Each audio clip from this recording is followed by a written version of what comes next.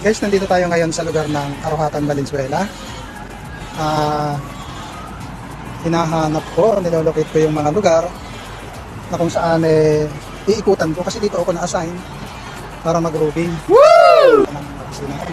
Para ikutan yung lugar na masasakupan ng Malinta hanggang Malabon. Guys, yung lugar na to, kung tawagin to, Dulong Tangke. Dito tutuloy yung proyekto na pagtatayo ng haligi ng tawagin to Dulong Tangke. Galing na ako sa dulo dun guys kanina. Nakita ko maluwag naman yung lugar, wala naman mga squatter. May bakod na rin siyang mga yero. Kaya lang yung iba sa tagal ng nakabimlim, ninakaw na yung mga bakod na yero at mga bakal. Wala na kasi mga guard dito sa lugar na ito.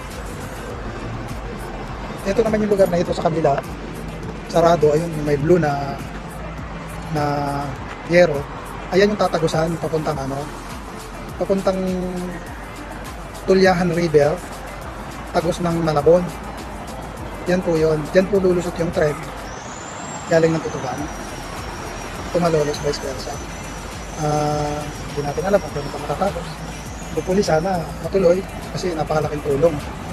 Pero mo sasakay ka ng Malolos, parang napakalapit na lang pag nakatahin ka. Sayang, sana tuloy-tuloy para sa sambayan ng Pilipino na taga Bulacan.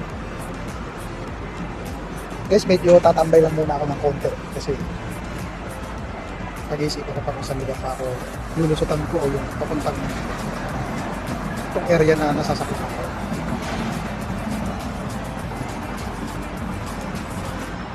Hanggang dito na lang muna guys. Maraming salamat.